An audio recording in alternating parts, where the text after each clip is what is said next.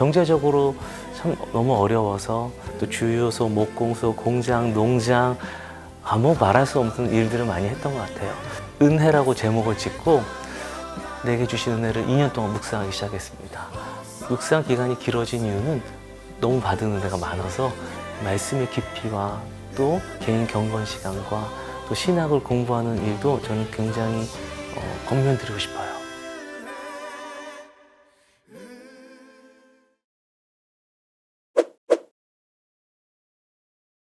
네, 저를 표현하는 단어 세 가지는 먼저는 은혜, 그리고 두 번째는 초심, 세 번째는 어머니입니다.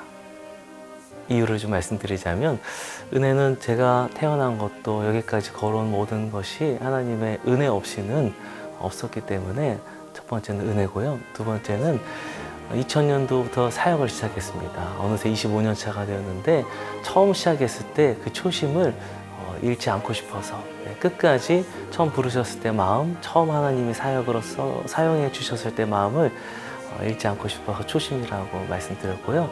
세 번째 어머니는 저는 어머니의 기도가 없었다면 이 자리에 없었을 것 같아요. 어머니가 저를 위해서 새벽과 밤마다 눈물로 기도해 주셨던 기도가 있어서 오늘 여기 서 있기 때문에 세 가지가 저를 표현하는 단어라고 말씀드립니다.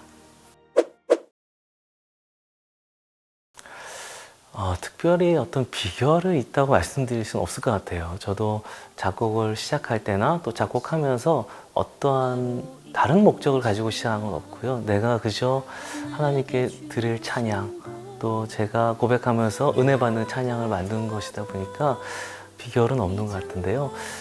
한 가지 좀 공감 가는 부분은 이 찬양을 제가 이제 곳곳에 교회를 다니면서 부르고 하나님께 올릴 때면 많은 분들이 그런 고백을 하시더라고요. 이 고백은 자기 고백이래요. 은혜가 꼭 자기 이야기를 써놓은 것 같다고. 행복도 이건 우리 아버지 이야기고, 감사도 이거야말로 자기 고백이라고 말씀을 하시더라고요. 하나님께서 함께 공감할 수 있는 고백을 만들게 하셨구나. 또 그래서 많이 불릴 수 있었고 또 쓰임 받을 수 있던 것이 아닐까 하는 생각을 조금 해보았습니다. 한 곡을 뽑으라고 하면 은혜를 뽑을 것 같아요. 아무래도 은혜로 인하여서 일단 제가 가장 큰 은혜를 받았습니다. 그리고 저의 가정이 가장 큰 은혜를 받았기 때문에 또 은혜를 통해서 또 코로나 어려운 시절 많은 분들과 은혜를 나눌 수 있었기 때문에 한 곡을 뽑으라면 은혜를 뽑을 것 같고요.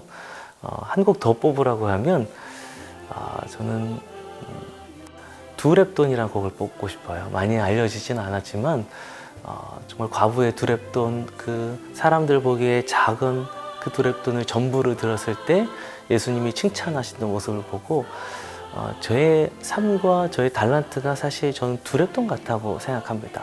사람들 보기에 아무런 화려한 것이 없거든요, 저는. 그런데 제가 할 수 있는 것 하나님께 그대로 드렸더니 하나님이 귀하게 받아주시고 또 사용해 주셨던 것이 너무 감사해서 그 고백을 담은 두랩돈이라는 찬양을 두 번째로 뽑을 수 있을 것 같습니다. 은혜의 시작은 제가 목사 안수를 준비하던 2017년으로 거슬러 올라갑니다. 그때부터 조금 묵상하기 시작했어요. 내 인생의 은혜는 무엇일까? 물론 이전부터 제가 2012년에 작곡한 주의 은혜라는 곡이 있었는데요. 그럼에도 이제 목사 안수를 앞두고 더 묵상하고 싶은 마음을 주셨어요. 그래서 본격적으로는 2018년도부터 은혜라고 제목을 짓고 내게 주신 은혜를 2년 동안 묵상하기 시작했습니다. 묵상 기간이 길어진 이유는 너무 받은 은혜가 많아서 글이 길어졌어요.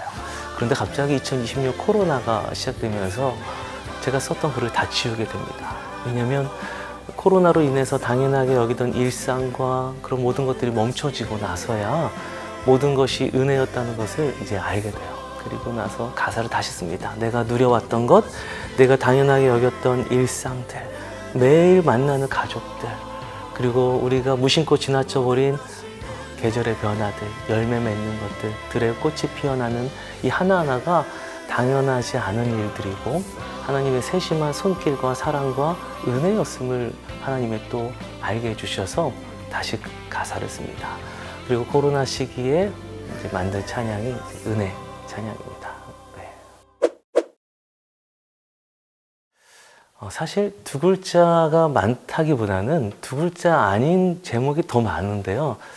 많이 알려진 제목들이 두 글자여서 그런 것 같습니다. 하지만 두 글자로 했던 이유들도 있습니다. 제가 곡을 쓰면서 처음 두 글자로 썼던 건 감사거든요. 먼저는 단순해서 기억하기 쉽게 하려고 하는 부분도 있고요. 두 번째로는 우리가 일상에서 흔하게 접할 수 있는 단어의 의미를 저는 좀 성경적 의미로 바꾸고 싶었어요. 우리가 감사하면은 떠오르는 이미지들이 있고 행복하면 떠오르는 이미지가 있습니다. 그런데 그 이미지를 바꾸고 싶었어요. 세상에 왜곡한 행복이라는 뜻에 대해서 하나님이 말씀하신 성경이 말씀해 주신 그 뜻을 담고 싶었어요. 행복하면 막연한 풍요로움과 그런 것이 떠오르는 것이 아니라 행복하면 하나님을 만난 것, 예수님이 나를 구원해 주신 것, 성령님이 나와 동행해 주시는 것이 행복이구나. 이것을 좀 전하고 싶어서 좀 단순하게도 하고 의미를 바꾸고 싶어서 두 글자로 쓰기 시작했습니다.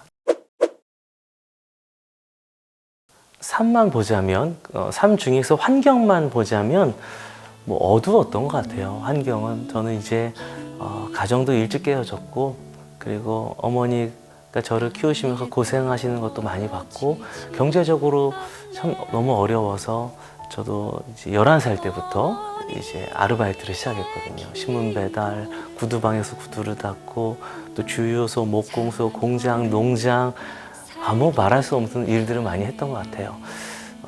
그런 환경만 보자면 사실은 어두운데요.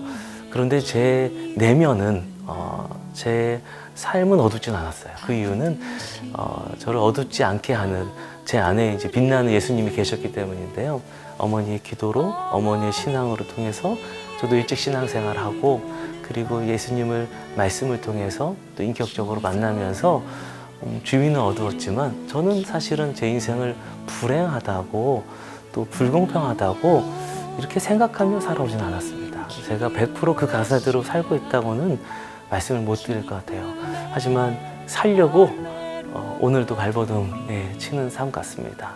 제가 먼저 살아야 그것이 그대로 저는 흘러간다고 생각합니다. 저는 100% 작사부터입니다. 어떤 하나님이 말씀 가운데 또 기도 가운데 어떤 한 단어를 주실 때가 제일 많아요. 아니면 그 다음 문장을 주실 때가 많은데요. 그러한 단어나 문장을 저에게 떠오르게 해주시면 그것을 가지고 이제 가사를 쓰기 시작합니다. 여러 가지를 좀 고려하는 것 같아요. 먼저는 이제 성경을 또 토대로 해서 이 고백이 성경 안에 있는지를 좀 오랫동안 살펴보고요. 성경에서 어떻게 말씀하셨는지를 또 찾고 주제 말씀을 정하고요. 그 다음에는 저도 신학을 했기 때문에 신학적인 부분도 굉장히 많이 고려합니다. 이거 예배에 쓰일 수 있는지 또 여러 가지 면에서 신학적인 부분도 좀 고려를 하고, 그 다음에는 이제 내가 그렇게 살고 있는지 또 그렇게 살 수 있는지, 정말 내 고백이 많은지 아니면 좋은 글 모아놓은 건지를 또 오랫동안 보고요. 그런 다음에 곡을 붙입니다. 이 곡의 목적은 저는 또 함께 부르기 위한 거기 때문에 최대한 예술성도 있으면서 같이 부를 수 있게, 우리 아이도 부르고 저도 부르고 우리 어머니도 부를 수 있을 어떤 멜로디와 리듬들, 또 그런 형식들을 갖추려고 많이 좀 고민을 하는 편입니다. 그래서 사실은 이런 비판도 있어요. 너무 쉽다. 코드가 너무 비슷하지 않냐. 정말 많이 바꿀 수 있지만 그래도 저의 나름대로의 철학을 또 담아서 그렇게 했습니다. 통합교단과의 인연이라면 2003년도 말로 거슬러 올라갈 것 같아요. 어느 날 저희 친구의 이모님으로부터 한 소식을 제가 듣게 되었는데요. 어린이 찬양 편곡할 사람이 필요하다는 거예요. 저는 마침 또 이렇게 컴퓨터 음악과 또 작곡을 하고 있어서 제가 해보겠다고 처음으로 편곡을 했는데 그걸 좋다고 해주셔서 그때부터 2004년도부터 본격적으로 2016년까지 한 12년 동안 장로교 통합축 어린이 찬양들을 정말 무수하게 편곡하고 작곡하고 했었습니다. 그래서 어린이들이 여름 성경학교 때 부를 찬양, 추수감사절 때, 또 대림절 때 부를 찬양들, 뮤지컬들, 또 성경을 암송하는 챈트들을 12년 동안 제가 맡아서 했었습니다. 그때 처음 저는 장로교 신학대학교로 와봤습니다. 예, 아이들 녹음하려고 이곳에 와서 녹음하고 또 회의하고 했던 시간이 12년 동안 매년 그렇게 했던 기억이 납니다. 지금 저의 마음은 이곳에서 정말 하나님의 마음, 그 마음을 품고 귀한 사역자들이 세워졌으면 좋겠어요. 그래서 각 교회와 귀한 단체에서 이 찬양을 가지고 하나님께 영광 돌리고 복음을 전하는 분들이 세워졌으면 좋겠고요. 또 두 번째로는 저희가 또 실용음악가를 담당하고 있다 보니까요. 음악 달란트를 받은 그 하나님의 사람이 세워져서 세상으로 나아갔으면 좋겠어요. 세상 곳곳으로 나아가서 빛이 되고 많은 분들을 또 주님께로 돌아오게 했으면 좋겠는데요.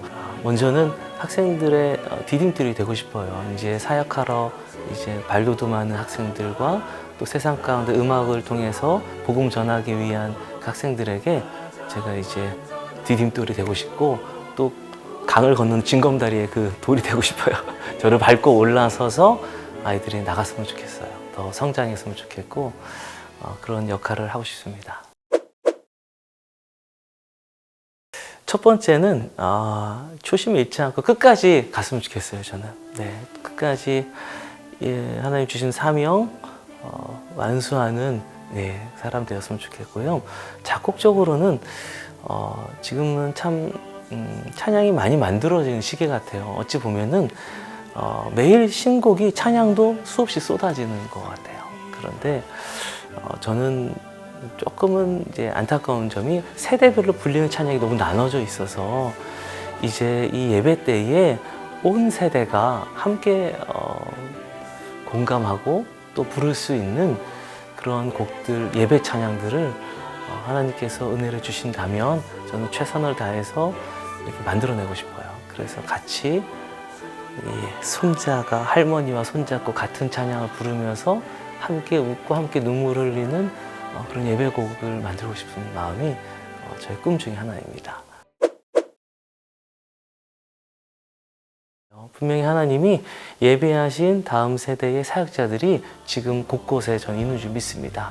사역을 이제 준비하시는 분들에게 그래도 부족하지만 제가 좀 드리고 싶은 말씀은 우리가 찬양을 한다는 것은 음악한다는 것과는 좀 별개의 문제라고 생각해요.